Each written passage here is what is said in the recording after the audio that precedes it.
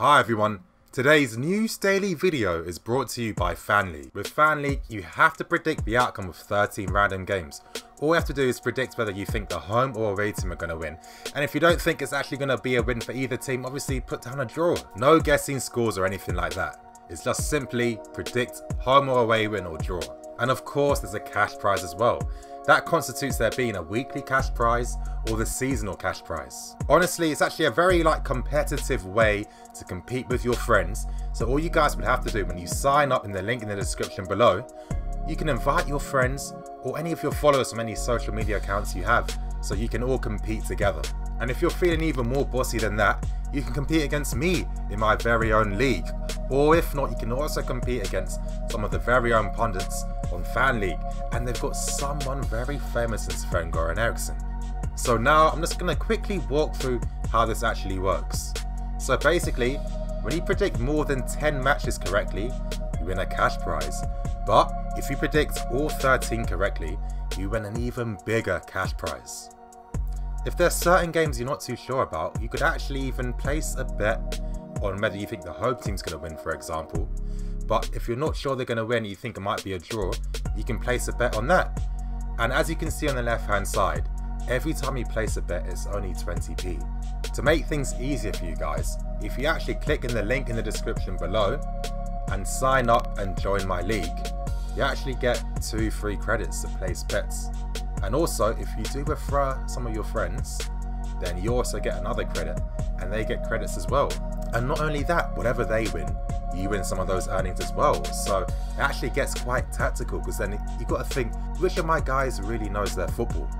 And for everyone taking it seriously like me, you have up to the final 5 minutes before a game starts to edit any of your predicted scores. In the link in the description below, you'll see the link, download it, join the Blue Lines TV League, and let's try and win some money together. Hello everyone, I'm NiniFC and this is Blue Lines TV, and today I'm bringing you guys another news daily video. And to kick things off with, I'm going to be talking about rumours surrounding N'Golo Kante. Now, as reported by La Parisson, which is a newspaper in France, they're saying that Paris Saint-Germain are looking to bring in Kante for £90 million. Now, this seems pretty crazy. I can't really see this happening, and it seems like pretty much of a rumour so far, but to be honest, in football, everything starts off as a rumour first. Now, I was quick to dismiss this story until I was trying to think things pretty deeply, and I was starting to obviously realising a few possibilities in case this thing ever happened. Now, Paris Saint-Germain, obviously they have the financial backing. I mean, last summer they brought in Neymar, which everyone thought was going to be impossible. This was a guy that Paris Saint-Germain have been looking to sign for a few years now. Finally got his man. And Mbappe, that started off as a crazy rumour, and it's become a reality. He's playing up front for them now, and he cost them 180 million euros, which is like 166 million pounds, which is ridiculous. So once money past 100 million's actually been, it's a reality. It's happened in football now. Anything's possible, especially with Paris Saint-Germain. Now, if you look into things, they have sold Matuidi.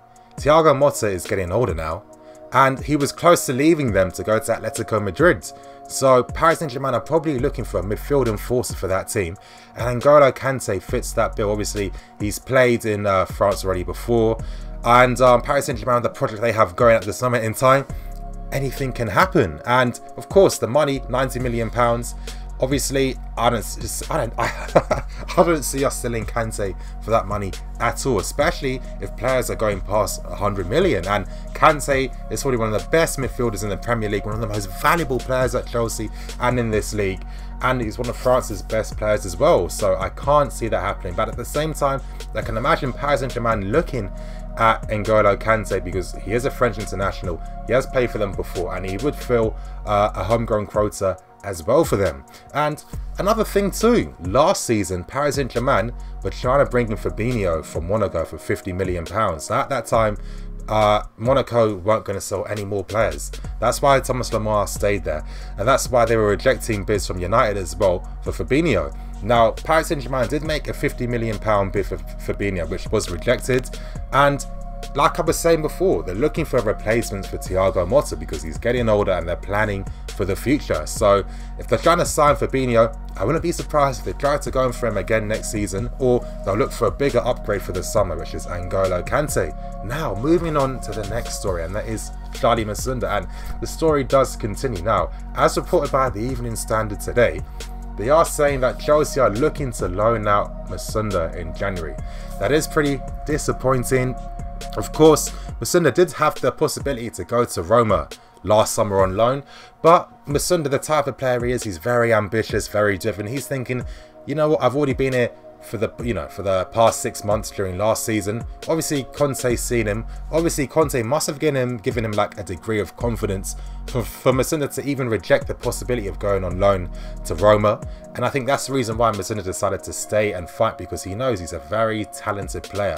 And maybe he's being a bit too ambitious, or maybe even naive, thinking that talent alone was going to give him a chance at Chelsea, especially with the manager we have, and how difficult it is for youngsters to really get any game time and really have the chance to really show what they're about. Now, I'm thinking Musonda's probably looking at other players in the Premier League, case in point Rashford, thinking, Rashford, I see this guy, making mistakes all the time, his final ball, his link-up play is not there yet, but he's given the game time to be able to make mistake after mistake, because in the next year or two, that's going to be out of his game.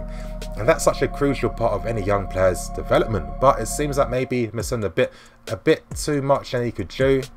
It's unfortunate because, again, we've seen the likes of Willian and Pedro put in so many poor performances over the years for Chelsea.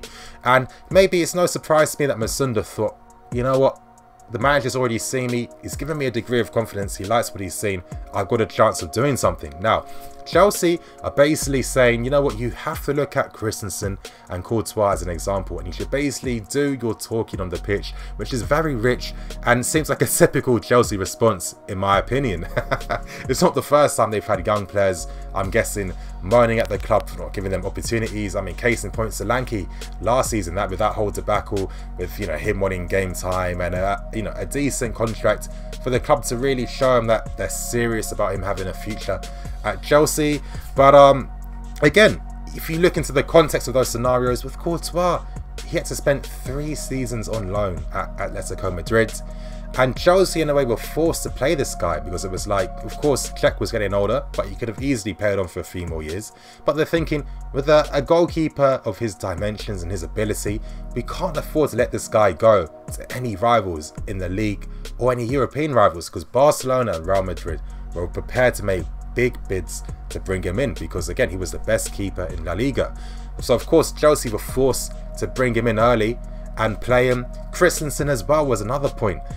His dad was very adamant that if Christensen didn't get game time, then he'll be looking to see any possible available scenarios for his son in terms of, if he can find any new clubs to go to. And Chelsea, it's similar to like a Courtois situation. Christensen is one of the best young defenders in the world. Probably the best young, under 23 defender in the world, in my opinion. Chelsea aren't stupid. They don't want a guy like that strengthening a rival for the next 10 years. So they've been forced to give him game time, and Christensen's been very lucky. Again, something the club, do they think Musonda's stupid? Because, hypothetically, if Cahill and Luiz never had suspensions, then I'm guessing that Christensen wouldn't have played much at all this season. That's the reality of the situation. He might have played the odd game, maybe come on as a substitute at times, but it was that game time that Christensen's got that's given Conte the confidence to use him more. And that's all it is, game time. Now, I don't think it's enough for Mussina to only play in these Cabaro, cup competitions. No way in hell. And especially after his fantastic performance against Nottingham Forest, you think that he might have got another sub appearance, just so the manager can say, you know what, Musonda, you're on the right path. I like what I'm seeing. Here's the confidence. I'm giving you these chances. Let me see what you can do. But it seems at this moment in time, Conte isn't willing to do that, especially because when we have had attacking players out, Conte's reverted to a 3-5-2, meaning that a winger can't even play, meaning that Musonda doesn't even, his chances are even reduced even more. And personally, I feel that it's better for Musonda to leave the club. I mean, he's only got 18 months left on his contract. If he goes, actually, you know what, I'm not even surprised if another Solanke situation was to happen with Musonda. Now, the club are proposing that he goes on another, year or two loan spell. you know, Musinga's going to be 21 soon. He's thinking, I want some stability. I don't want to go on a loan move. I've seen what it's like at Betis. I had a fantastic first half of the season. Then a manager comes in who's got completely stupid tactical ideas. And, you know, again, Mussina couldn't play because they were using playing like a 3-6-1 formation, and the other guy that just signed for Real Madrid this season, Dani Ceballos, he was another guy that wasn't playing at all for Real Betis when Poyet was in charge. It was only when he left Ceballos getting the team, and of course Real Madrid signed him this year after his fantastic under-21 performance. And again, it's a real shame. But moving on to the other stories, and yes, it looks like Kante is going to be out for the whole of October. It's not necessarily the end of the world because fortunately our run-up is pretty weak. I think we can survive without him until November, and actually when Kante is supposedly going to be back, it's going to be in time for the Manchester United game November the 5th, so we can survive without him. Drinkwater's getting back now. It looks like he's going to get a place on the bench against Crystal Palace, so we do have midfield options there as well. So I think we can survive without Kante. And to be fair, I just wanted to come back to be, you know, extremely, strong and fit. Moving on to another story, Alvaro Morata let out another cryptic Instagram post, which again was deleted, and he was basically saying that he's back in training. Now, there have been reports that Morata could be available to get some type of game time against Roma next week. It's looking possible. It seems that the Spanish medical team really overestimated the extent of Morata's injury, and it'll be good to see him come back because, yeah, of course, he's been in a fantastic run of form with his goals and his overall play and contribution. I've been very, very happy and impressed, and he's only going to get better. Now, moving on to the last few stories. And that is Marcos Alonso. Now, he has had an interview with a Spanish newspaper called Cadena Ser. Basically, in this interview, he's been questioned on whether he thinks he has a chance of making the World Cup squad.